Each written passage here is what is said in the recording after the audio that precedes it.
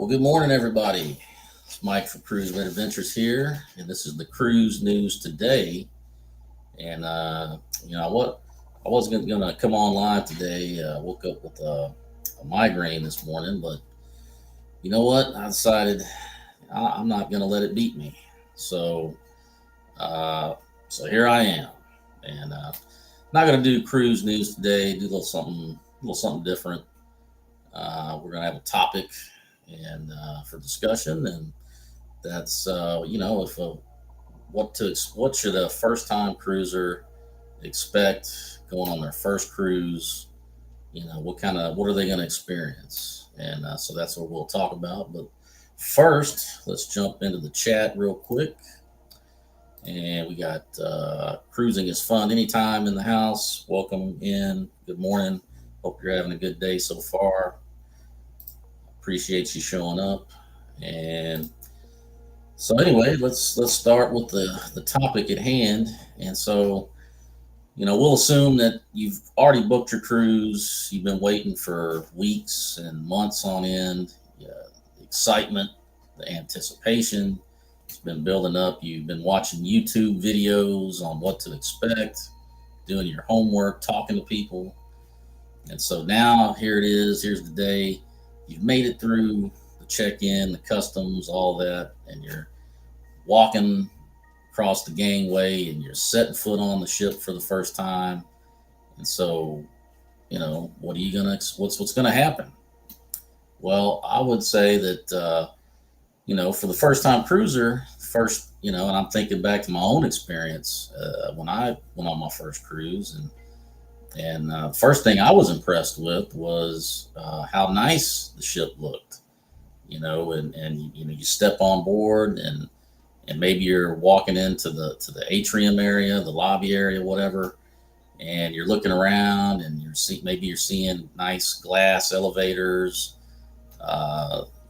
these shiny staircases going up in different directions. Maybe you see different bars, restaurants, shops, and things, and just a little video clip to see just a sample of what you might experience. Let's check this out. If it will actually play. Oh, here we go. And this was, when I set foot on board the Grandeur of the Seas. This wasn't my first cruise, but this is kind of a sample of what one might experience. And you can see the nice glass elevators. I mean, it just looks really, really cool, and kind of fancy, if you will. And so that's kind of your first taste. You're looking around. You're probably kind of maybe overwhelmed a little bit, trying to figure out where you're going to go. And then you've got the other passengers on board, and maybe some of them are first-time cruisers too, or maybe they're experienced cruisers. Everybody's got their own game plan of where they're going to go. Are they going to go to their room? They're going to go grab a drink. They're going to go up to the Lido, maybe grab a bite to eat. And so it's just a little hustle and bustle, of activity. And so, I would say, my advice is if you are a first time cruiser or any cruiser really, make sure on that first day you show up with a lot of patience in mind, because elevators going to be crowded. People are not going to necessarily know where they're going. And so, just have a little, take a breath, take a pause, and that'll probably help you out big time from being stressed out. And back over into the chat here. And we got the Clock Family Adventures in the house. Well, good morning. Welcome in. Hope you're having a good day.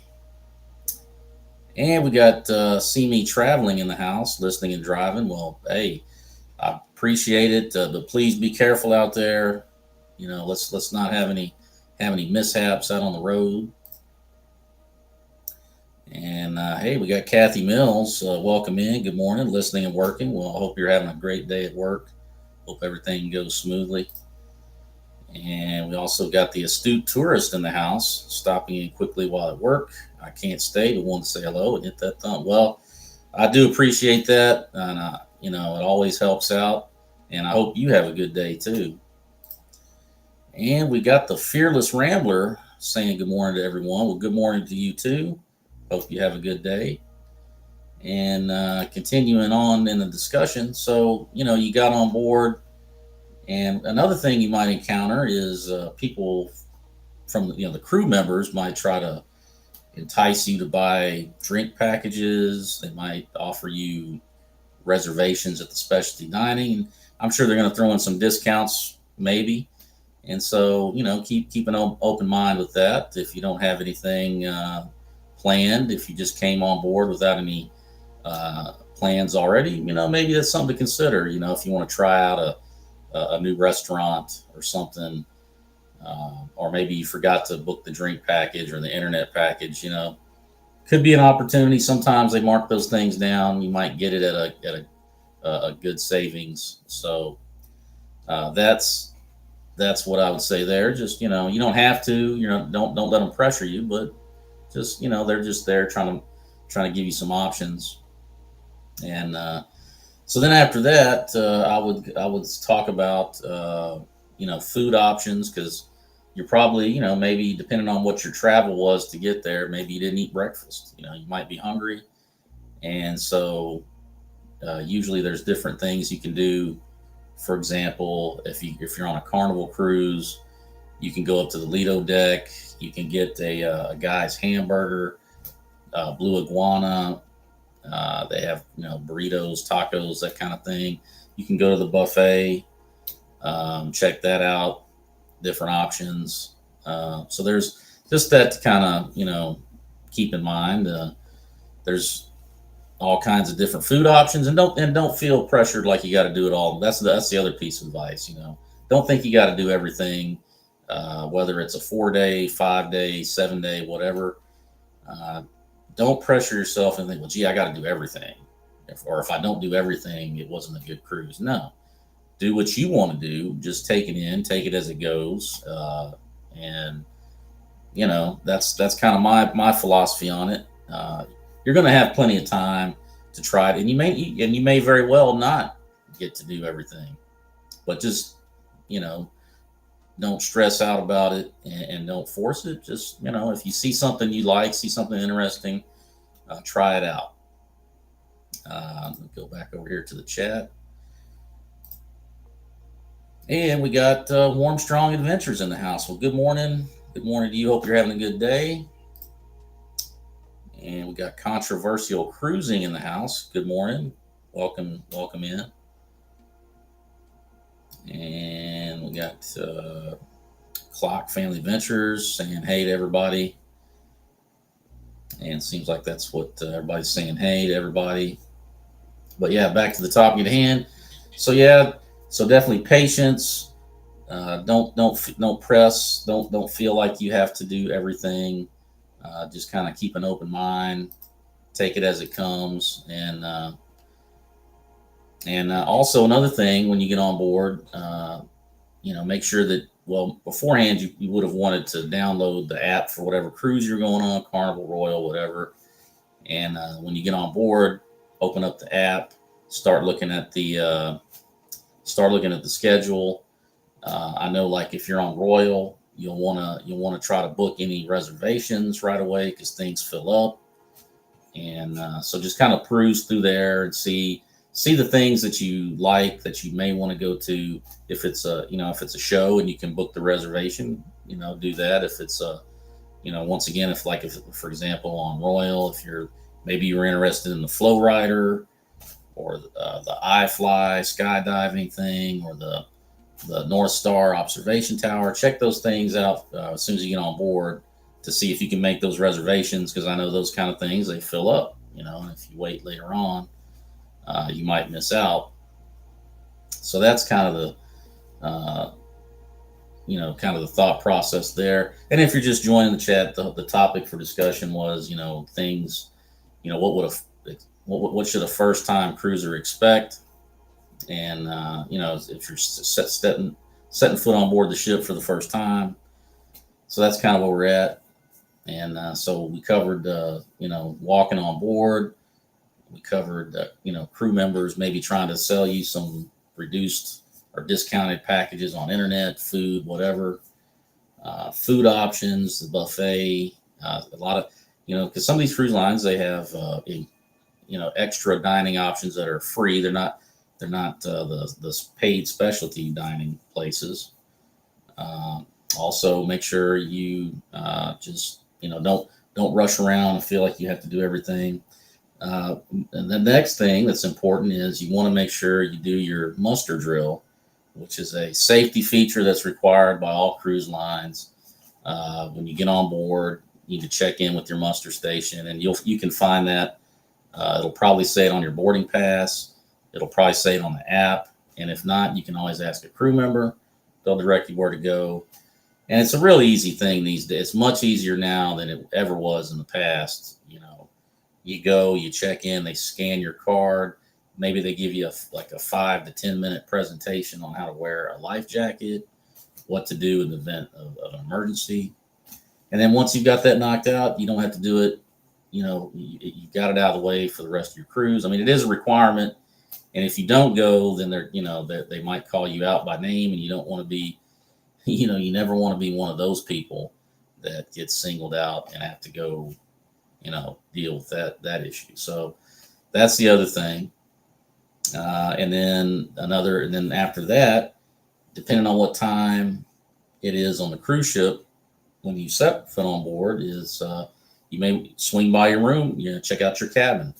A lot of times I think, a lot of ships, it's after 1 o'clock. So you swing by, and they usually will have your room key, at least these days, outside your door. There'll be a little envelope, and you'll just grab it, tear it open, got your room key right there, and just go on in. You can drop your bags off.